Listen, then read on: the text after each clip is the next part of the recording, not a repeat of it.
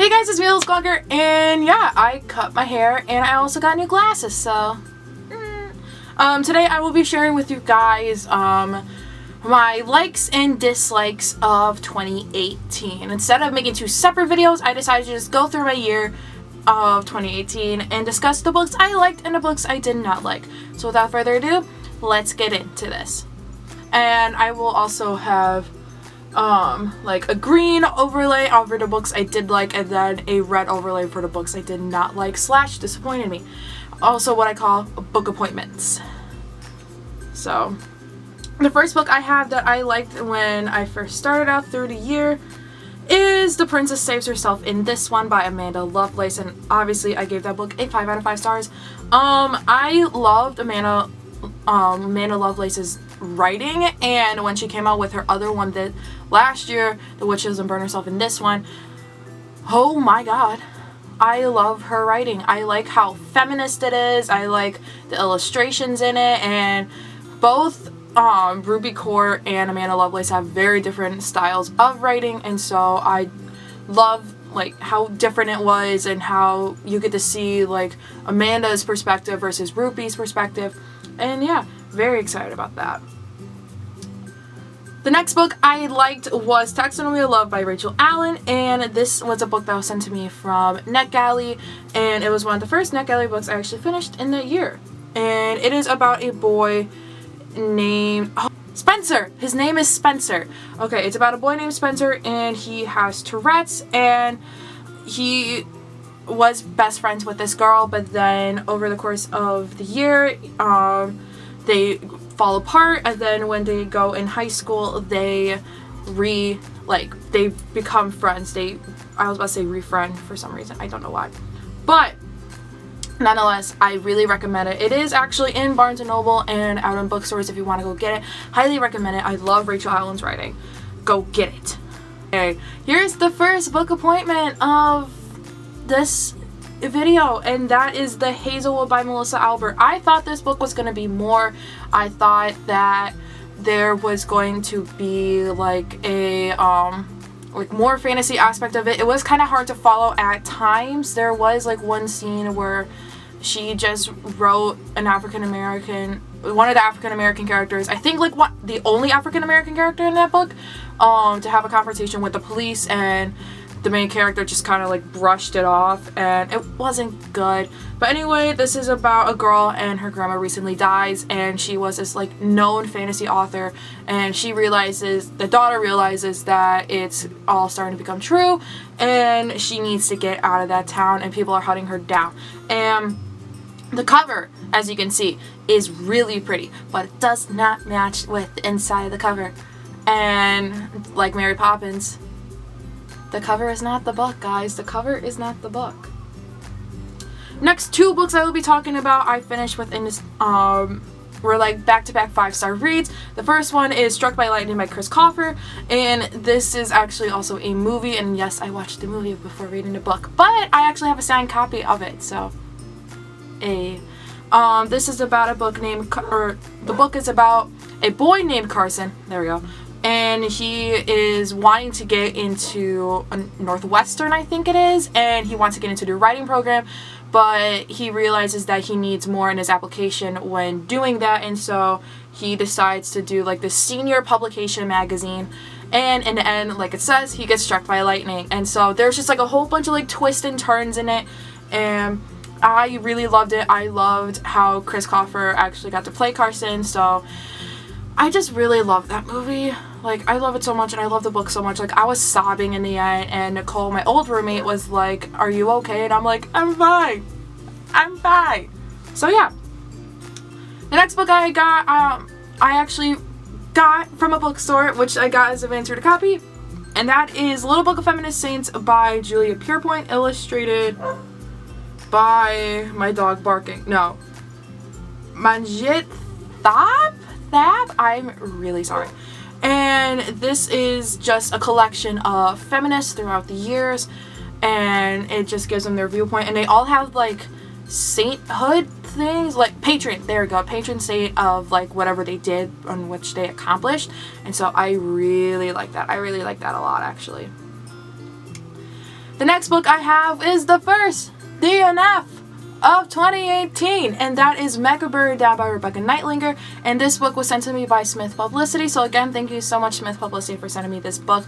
Unfortunately, I just did not enjoy it. It's just the timing of it, and it's just about this girl named Meg, and when she opens up a book, she realizes that something bad's gonna happen in the future, and so she just tries to like avoid it per se. And it takes place within like the medieval ages, which is not that bad, but it's medieval ages. A lot of stuff happened back then that was not good. So yeah, I just really didn't like it. I just thought it was an okay book. It wasn't the greatest book. I mean, I don't think I'm gonna read it again. Sorry. But nonetheless, thank you so much, Smith, for sending me the book for review. The next two books I have, I actually DNF'd again. The first one being from NetGalley is More Than We Can Tell by Bridget Kemmerer. And this is actually a second book within a series, trilogy, duology, but like it didn't say on the NetGalley page, so like, The reason why I DNF'd this book was because that one of the main characters' friends was just like downing her on her anxiety, and I just wasn't having it, and I was just like, you know what, I'm gonna get out of this mess. I got out of it, and I DNF'd it. Whoops. The next book I have I DNF'd, and I probably will read again, most likely, is Princesses Behaving Badly by Linda Rodriguez McRobbie. And like, this is like the book of feminist sayings, but except like this goes like further back. Like we're talking like BC further back. And it was just the timing again, like I wasn't really interested. I had to read the arc on my computer, which aggravated me, and I just wish I had like a version on my Kindle. So yeah, I just didn't like it. The next two books I will be talking about are part of a series, and the first one is called Labyrinth Lost. The second book is called Bruja Born by Zordaya Cordova. And oh my god, we're talking LGBT. We're talking about a Hispanic family. We're talking about Hispanic main characters. We're talking about an own voices kind of thing, because the author is also Hispanic. Oh my god. And the first book is about this girl named Alex. Her name is Alex. And about Alex, and she's celebrating her death day, I think. Yeah, death day.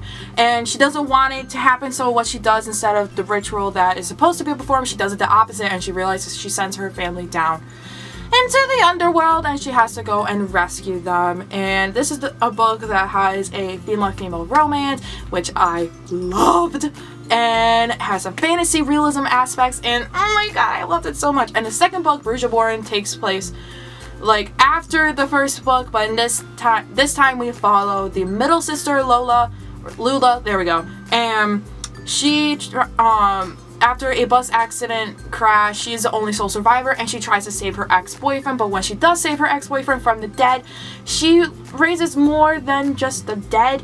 I love this book. I highly recommend it. It just got a cover redone, so what you're seeing is the old one for the first one, and then for the new one, these are the new covers, and I love them. Like, go read them. They're so good.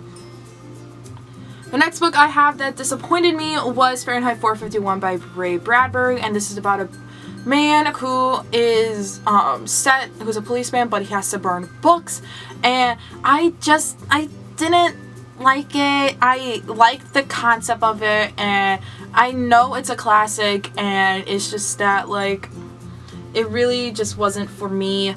And ever since it came out with the movie, I felt like I couldn't even finish the movie. I finished the book, but I didn't finish the movie. I just wasn't cutting it out for me. I just did not like it. We're just going on a roll with these book appointments today. The next book I had that disappointed me was Ash Princess by Laura Sebastian, and this is another book I got from NetGalley. And this is about a girl named Theodosia, and she watches her mother get killed, and then she gets crowned the Ash Princess. and she wants to basically overthrow the monarchy. And it has a lot of similarities and it follows the same tropes as Anti Darken.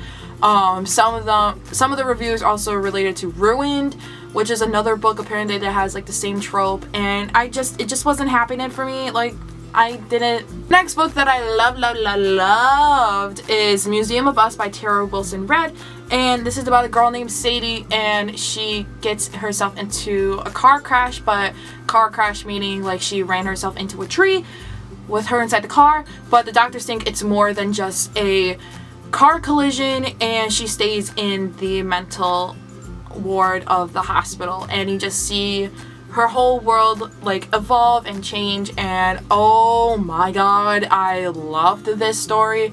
I loved it so much that I actually again got a physical copy of it, and let me tell you, I love this author. I loved how accurate it is, and I love Sadie, and I love like the relationships between like her finally saying to her parents like, I think something is actually wrong with me, to the romance that she has with her boyfriend, and then the character relationships. I loved it. I loved it. The next book I have that shocked me on thinking that I probably won't like it was actually Gone Girl by Gillian Flynn.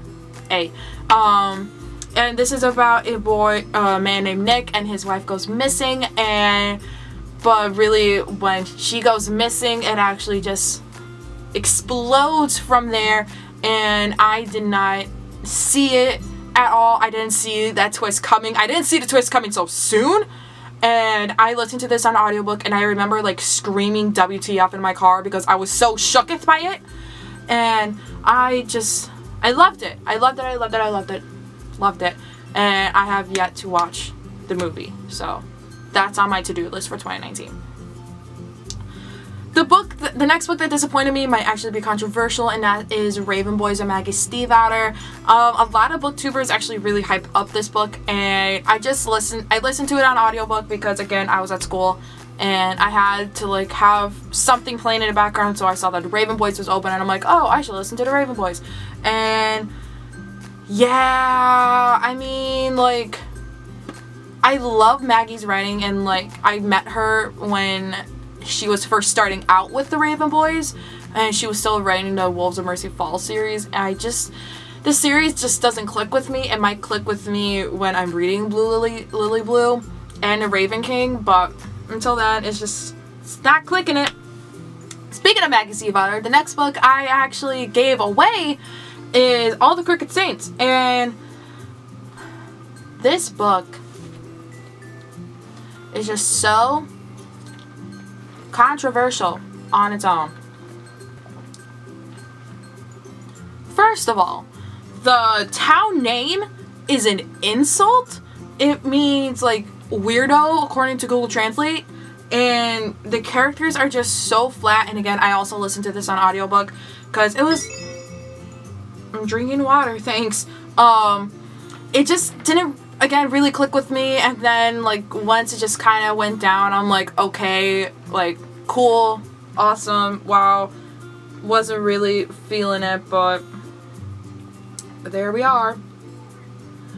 Next book I DNF'd. I DNF'd a lot of books this year, and I'm a savage for that.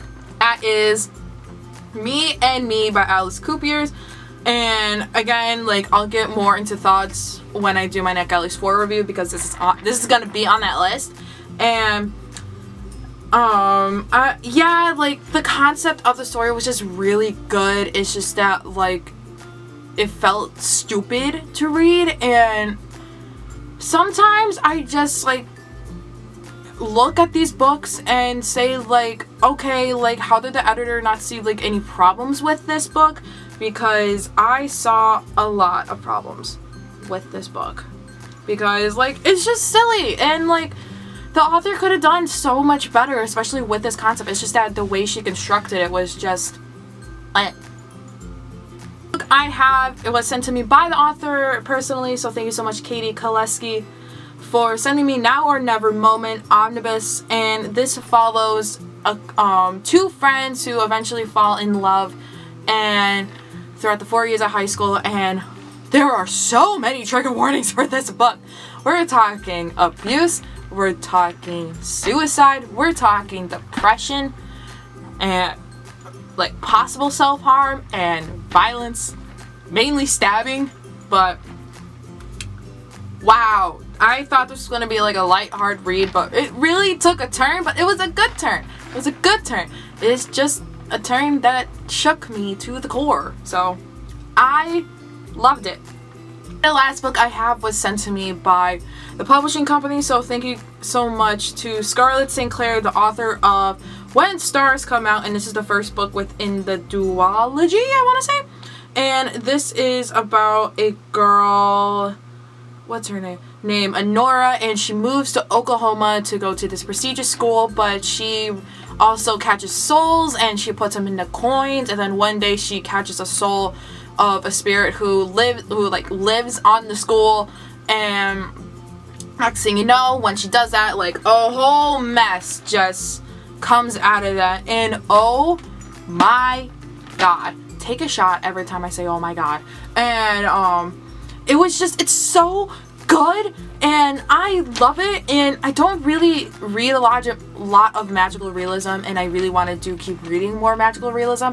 I loved this book. I absolutely loved this book, and I highly recommend it to anyone who is looking for a magical realism book, because this is my favorite one. It's like if Cassandra Clare met the Raven Boys and just had a baby, because that's what this is. And I'm really excited for the second book, and I hope it comes out sometime this year so I can read it. I'm so excited for this. And yeah, so those are my best and worst books of 2018. I will most likely be filming my 2019, my 2019 TBR. And yeah, so thank you guys so much for watching. Be sure to like, subscribe, and comment down below what were your worst and best books of 2018. And my name is Gillian. I make videos honestly whenever I can, and I will see you guys next time.